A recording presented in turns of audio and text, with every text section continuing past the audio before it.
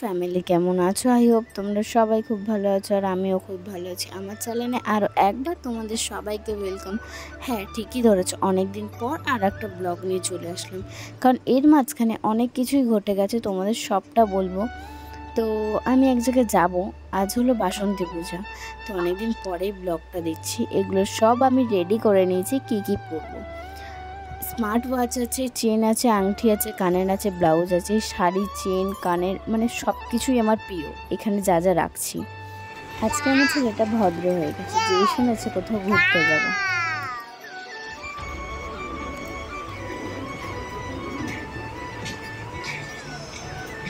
আমি শাড়ি, ব্লাউজ সব কিছুই দেখলে রেডি করেছি, তার মাঝখানে আমার বর এসে আমাকে বলছে, এত গরমের মধ্যে তুমি শাড়িটা পরবে না, শাড়িটা খুলে দাও, জিন্স টপ পরো। তার আগের দিন আমি জিজ্ঞেস করেছিলাম আমি কি পরবো, বলছে পুজো দেখতে যাবে, শাড়ি পরে যাবে, জিন্স টপ একদম পরবে না। আবার শাড়ি খুলে তারপরে আবার জিন্স টপ পরে রেডি হয়ে বেরিয়ে পড়লাম কয়েকটা প্যান্ডেল দেখতে, কারণ আমাদের এখানে বাসন্তী পূজায় যেহেতু 3টে প্যান্ডেল হয় গুনে গুনে, আর দূরে খুব একটা হয় না। বাসন্তী পূজা মানেই কিন্তু দুর্গা পুজো। এই যে বাসন্তী পূজাটা যে বলি আমরা, যে বাসন্তী পুজো, এটা হচ্ছে রাম করেছিল সকালের পুজো, আর রাবণ করেছিল যে আমরা ডিসেম্বর না, অক্টোবর নভেম্বরে যে দুর্গা পুজোটা পড়ে, ওই পুজোটা হলো রাবণ করেছিল, যেহেতু ওটা আমরা বেশি পালন করি। এটা কিন্তু খুব একটা কেউ পালন করে না। আমি কলকাতা থাকতে বাসন্তী পুজোটা কী পুজো আমি খুব একটা জানতাম না। এখানে আসার পরে জানলাম বাসন্তী পুজোটা হলো দুর্গা পুজো। কলকাতা থাকতে বইতে নাম পড়েছিলাম, কিন্তু খুব একটা জানতাম না কীরকম ঠাকুর হয়, কি দেখতে হয়। এখানে আসার পরে জানলাম পুরো দুর্গা ঠাকুর। তো দেখতেই পাচ্ছ, আমরা যেহেতু প্যান্ডেল দেখতে যাচ্ছি, এখানে রামনবমীর জন্য আখড়া বেরায়। এই জিনিসটা যেটা দেখছো, এটাকে আখড়া বলা হয়। এটা অনেকক্ষণ ধরে থেমে থেমে, মানে যেহেতু মোড়, যে 3 রাস্তার মোড় থাকে, রাস্তায় যেতে যেতে এই জিনিসটা দাঁড়িয়ে থেকে দেখো এমনি লাঠি খেলা হয়, দেখতেই পাবে তোমরা। এখানে দেখতেই পাচ্ছ বড়রা কি সুন্দর লাঠি খেলা খেলছে, কিন্তু বড়দের সাথে ছোটরাও আছে। দেখো একটা বাচ্চা ছেলে বলতে 5 বছর হবে হয়তো। দেখো, দেখতে পাচ্ছ ছেলেটা কিভাবে কত সুন্দরভাবে খেলছে। আমাদের যদি কেউ বলে লাঠিটা এইভাবে ঘুরাও, তো নিজেরাই বাড়ি খাবো লাঠিটা দিয়ে, কিন্তু ও এত ছোট বয়সে কিভাবে খেলছে দেখো।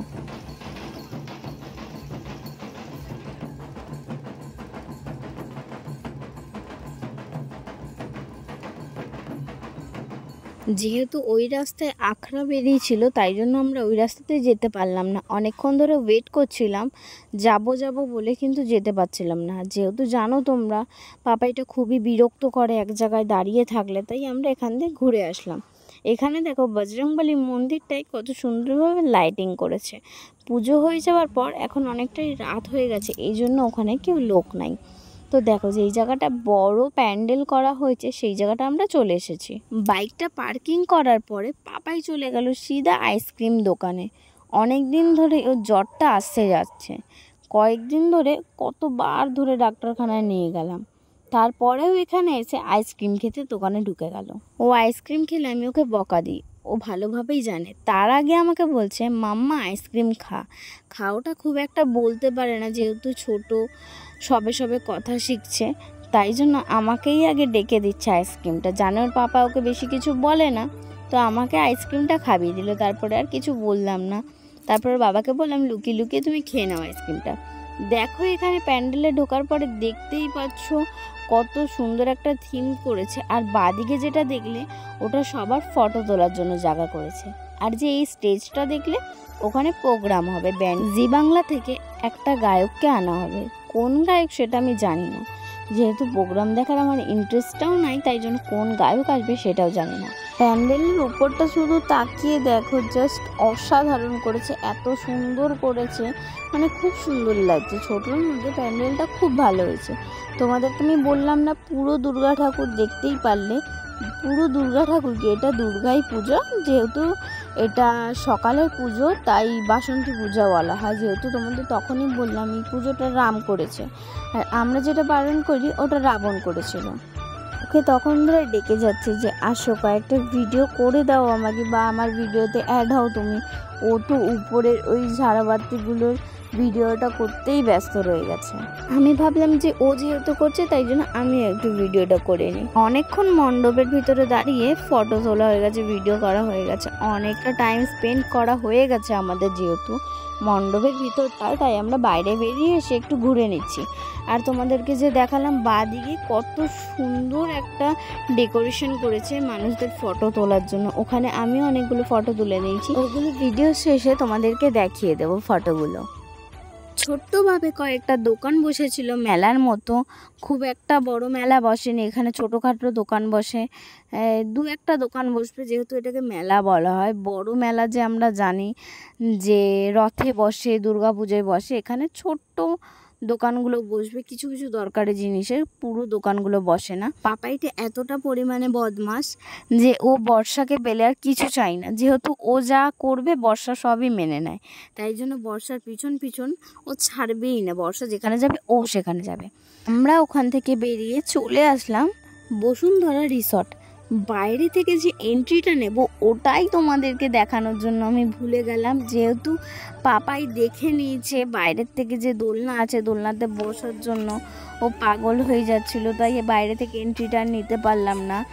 বসুন্ধরা রিসর্টটা এতটা পরিমাণে সুন্দর, আমাদের এখানে যারা যারা থাকো তারা অবশ্যই যেতে পারো। দিনের বেলা থেকে রাত্রে বেলাটা খুব সুন্দর লাগে, যেহেতু লাইটিংগুলো খুব স্পষ্টভাবে বোঝা যায়।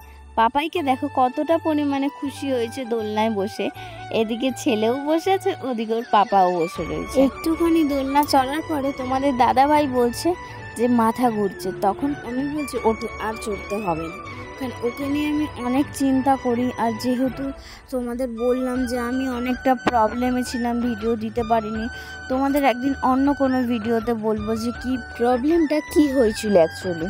রিসর্টের মাঝখানে, পুরো মাঝখানটা একটা বড় পুকুর আছে, তার চারিদিক থেকে রাস্তা করা আছে, আর অনেক সুন্দর সুন্দর লাইটিং করা আছে। এখানে একটা সুন্দর এমনি রিস্কা সাজানো আছে লাইটিংয়ে, আর ফলস যে পাতাগুলো হয় ওই পাতাগুলো দিয়ে। এখানে ফটো তোলার মতো জায়গাগুলো খুব সুন্দর সুন্দর আছে, যেহেতু আমি দেখেছি যে ফটো তোলার জায়গাগুলো এত সুন্দর, ওকে দেখে আমি বারবার বলছি আমার কয়েকটা ফটো তুলে দাও না, তোমাদের দাদা ভাই খুব সুন্দর ফটো তুলতে পারে।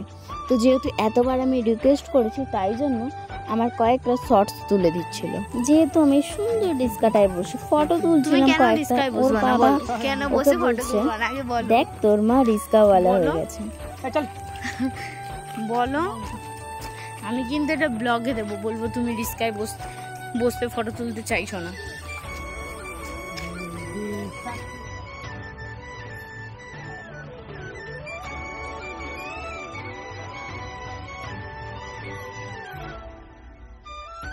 ও যেখানেই যাবে সেখানেই শুধু নাকি ফিস দেখবে।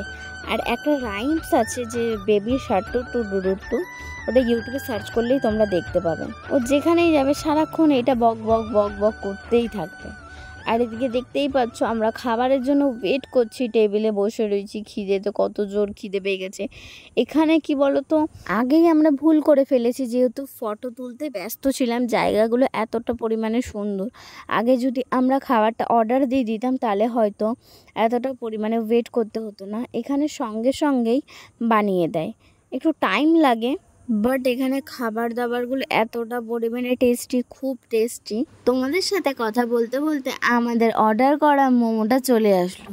আর এখানে একটা জিনিস কি বলো তো, ওরা সার্ভ করে দেয় সবাইকে, যে কটা প্লেট থাকবে সে কটা প্লেটে সার্ভ করে দিয়েছে। আমি তো ভিডিওটা এডিট করছি আর মোমোটার দিকে তাকাচ্ছি, খুব খুব খুব টেস্টি।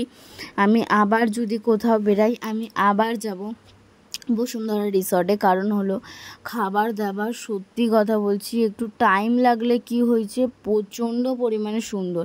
এখানে কি বলো তো, অনেকটাই পরিমাণে টাইম লেগে যায়, কারণ সঙ্গে সঙ্গে ওরা বানায় তো, তাই জন্য অনেকটাই টাইম লেগে যায়। আর মোমোটা খাচ্ছি না, মুখে দিলেই চিকেনের পিসগুলো পড়ছে আর গলে যাচ্ছে, জাস্ট ওয়াও। আমার বরটাকে খাচ্ছি আর বলছি যে আগে ভাগে তুমি আমাকে ছেড়ে এত সুন্দর মোমোটা খেয়ে নিলে। তারপরে আমার বর বলছে না না তুমি খাও, ঠিক আছে থাক থাক আমি পরে খাবো। পাপাইকে ঘর থেকে আমি সন্ধ্যাবেলা খাইয়ে দাবিয়ে বার করেছি। ওর বাবা দেখো আমার দিকে তাকিয়ে আছে, রাগ করছে খুব, কারণ হলো ও মোমোস না খেয়ে ও থামস আপ খাবে এখন, যেহেতু ঠান্ডা। তোমাদের আগেই আমি বলেছি ওর প্রচণ্ড পরিমাণে ঠান্ডা লেগে গেছে, তার মধ্যে প্রচণ্ড পরিমাণে ফ্রিজ থেকে বার করা একদম মানে প্রচুর ঠান্ডা জিনিসটা ডাইরেক্ট খেয়ে নিচ্ছে। দেখো একটু যে থাকবে গরম হবে সেইটাও অপেক্ষা করছে না, যেহেতু ও পেয়েছে এখন তার মানে খেতেই হবে ওকে। আমি ওকে এতবার বলছি পাপাই একটু মোমোসটা খেয়ে নে পেটটা ভরবে, একবার দুবার একটুখানি খেলো ব্যাস, তারপরে আর ওর পেট ভরে গেছে, তারপর ওকে খেতে হবে না। পাশে দেখো খালি ছিল, এইখানেও টেবিল আছে, যেহেতু এখানে একটা মন্দির দেখছো আর এখানে হলো কাউন্টারটা, তো আমরা এখানেই বসেছি। ঢুকতেই যে বলেছিলাম বড় একটা পুকুর আছে, পুকুরের পাশ থেকে গা ঘেঁষে অনেকগুলো রাস্তাও যে আছে, সাইডে অনেকগুলো বসার জায়গাও আছে, ওখানে বসে আমরা খাইনি, যেহেতু পাপাইটা ছোট তো পুকুরে, যেহেতু বুঝতেই পারছো, তো আমরা ওখানে বসিনি। পকোড়া নিয়ে নিলাম আমরা, মোমোজের পর আমরা পকোড়া নিয়ে নিলাম। পকোড়াটাও খুব টেস্টি ছিল, এখানে যে কটা খাবার খুব টেস্টি আছে। আর আমরা বিরিয়ানি অর্ডার দিয়েছি, ওটা ঘরে প্যাক করে নিয়ে যাব। তো চলো তোমার সাথে কথা বলতে বলতে পকোড়াটা খেয়ে নিই, আর তোর যেন সইছে। দেখো কত সুন্দর একটা মন্দির আছে, খুব খুব খুব সুন্দর, খুব ভালোও লাগছে মন্দিরটাকে দেখতে, আমার তো খুবই ভালো লেগেছে। দেখো আজকে রামনবমী আর এখানেও বজরংবলীর দর্শন আমরা এসেই পেয়ে গেলাম। এখানে আছে বজরংবলী, পাশে আছে বাবা ভোলেনাথ, আর এই ঠাকুরগুলো যে আছে পাশে ওই মানে আমি ঠিক খুব একটা নাম বলতে পারছি না, আর উপরে দেখতেই পারলে ফটো। আর এখানে দেখো ওর বাবা চলে আসলো বিল পেমেন্ট করতে, আমি কতক্ষণ ধরে ওয়েট করে আছি, ওর নাকি বিল পেমেন্ট হচ্ছে না, আমরা ক্যাশে করিনি, আমরা অনলাইনে করছি। আর এখানে নেটের এত পরিমাণে ইস্যু হচ্ছে, মানে বলার বাইরে, হচ্ছে না অনেকক্ষণ ধরে দাঁড়িয়ে থাকার পরে কমপ্লিটলি পেমেন্টটা হলো। তো আজকের ভিডিওটি এই অবধি, যদি তোমাদের ভালো লেগে থাকে তাহলে লাইক কমেন্ট শেয়ার